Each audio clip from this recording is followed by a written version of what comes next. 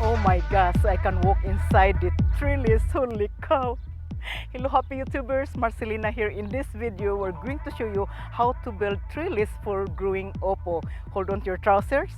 Be right back. We're going to build a growing trellis. We're growing oppo. If you guys don't know about oppo, it's a Philippine squash. So let's get started.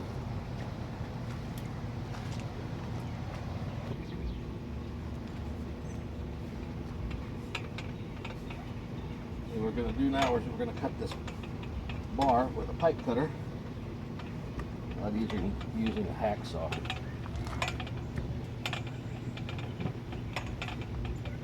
Use these in concrete. We're going to put these in a bucket to keep them upright. Cut. See if I can thread these by hand. It's not bad. Okay, and we just tighten these by hand. I didn't even need a die set to cut threads in this thing. I just turned it by hand and it's not coming off. As you can see, okay, hold the trellis up. So now we're going to take this piece and attach that onto this end. See, there's no threads on this thing, but this is made for water lines. This is electrical conduit.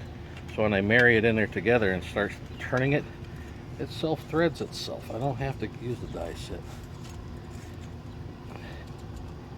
And it ain't coming off.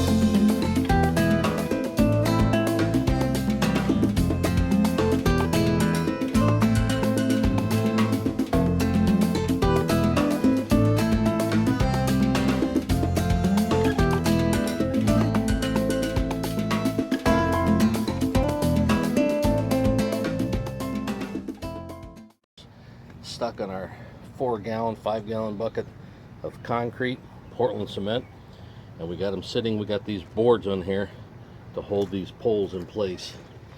Luckily, it's no wind today. It's wind free, so it's just gravity we're fighting against, and this will be good. This will be perfect for this.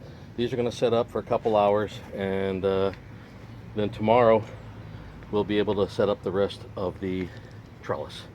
So check back tomorrow. Well, we went ahead and set up the milk crate pots, and we put everything in place. We put the micro irrigation in there, and we strung up all of the cord for the oppo to grow. Now, this doesn't have to be just for oppo. This can be for climbing cucumbers, squash, or what have you. On the base here, I took the conduit and we pounded it into the ground and left about 3 to 4 inches above the ground, so it's easy to string the ropes all the way up and then back down again. And you can slide these ropes over to wherever you want them, which is really kind of a neat little way of doing this. We hooked up the micro irrigation and ran it all the way along the side of the house here, so it's automatically watered twice a day at 9 o'clock in the morning and 5 o'clock in the evening. We use the Osmocote fertilizer in here because a lot of this is the microgreens, and we also added sweet peat to the soil, which is a compost with manure in it, and it adds a lot of nutrients to it as well. Little microhead sprinklers, and we want to You want to try it out first, make sure, and then you have to adjust the little sprinklers as you're installing this. We put the sprinkler heads as close to the plants as we could to make sure that the water was going to the roots of the plant and not to the other side of the milk crate gardening containers. These are nice containers for growing because they do air prune, they get good oxygen to the roots. Those little micro irrigation systems are really easy to put together. You just buy a special little crimping tool that punches the exact size hole into. Greg Stevens here, Marcelina Noss, aka Hot Tune. You can tell we've been watching a lot of the Resurrection Urtical. Awesome, yeah? awesome series, awesome series. I think we've watched it 5 times. Especially me. Yeah, till 6 o'clock in the morning. Yeah, you should watch that Resurrection, guys. It's a good video. So, well, what we finished here was the trellis that you can use this for any type of climbing, vegetables, cucumbers, squash. We're using this particular one for the opal, which is a Filipino squash, and they get pretty big. It's sometimes what, 3-4 pounds. yeah, depends 20 inches long. But this spot is naked, so yeah, thought well, it's good. this trellis will be covered with opal all the way up to the top and so forth, and all the way down the other side. So this is pretty cool. This is we made this with the 5-gallon buckets, loaded up with concrete, put the pole in here, put another piece of pipe, which I would really recommend to use the 3/4 inch plumbing tubing rather than the conduit for the top, because it's a lot stronger, and I had to put 2 1/2 inch together to make it able to tolerate the tension from the ropes. Oh yeah. Yeah. So what mistakes, what error Well, should they? that's the only thing I would have done differently. Would have been putting the water pipe up there rather than the electrical conduit. It was really, I like the way the conduit on the bottom, the way we did that on the bottom, and then pounded it into the ground and run your strings, your ropes up and down. That worked out really well.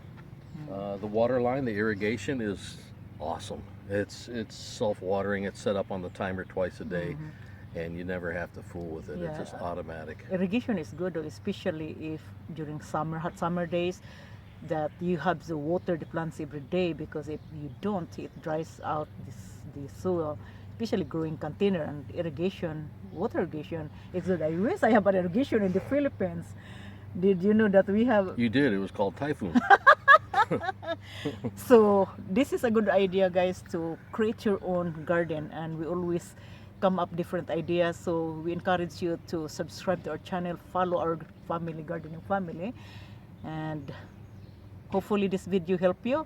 And if you have any questions or any comments, We'll come back here in about a month. We'll do a recap on this, and we'll show you how the opal look in about a month from now. These things grow pretty fast. You know what, I was thinking, like, I think I need to do another video on how to create a survival garden. What do you think? I don't know about that. One of the ones I want to do is, we did this a few years ago. It was really fun and it was cool, and that was the strawberry towers. I'm a good survivor, you know that? Yeah? I am. I grew up in the Philippines. We had a year of drought, and I remember my dad, I was still young. I did not know about what survival mean, and my dad always said that in the survival world, you got to know where you're gonna hunt for something, for food, or where you're gonna go, or if you wanna go out, or if you wanna just stay in, but you have to grow a lot of things. So, well, between the cobras chasing you, the sharks in the So, ocean. 1 year of drought. Can you imagine that? 1 year of drought. So we decided what crops should we grow, in terms of there is no rain, and everybody was struggling, and my dad was always thinking. So we grow yucca. If you guys know about yucca, we eat yucca. So yucca, taro, because those are crops that can withstand drought. So that's what I thought. I said, I think I need to do a video about surviving, because I'm one of the survivors. Do it. Do it. You think it sounds cool, guys? So my surviving experience might be different from other people, but I will do my best to teach you guys on how to utilize your house or your entire garden. Either you have a small garden or don't have a garden at all. So it's in any cases, Yeah, right? sounds good to me. Sounds good to me. So thank you for watching, guys. This is Marcelina at Cashew Greens, Greg Stevens. and see you next week. See you next week. Grow big, Bye-bye.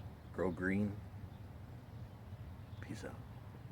Peace out. Oh yeah, peace out. I forgot about it. Peace out, She's guys. slipping. Okay.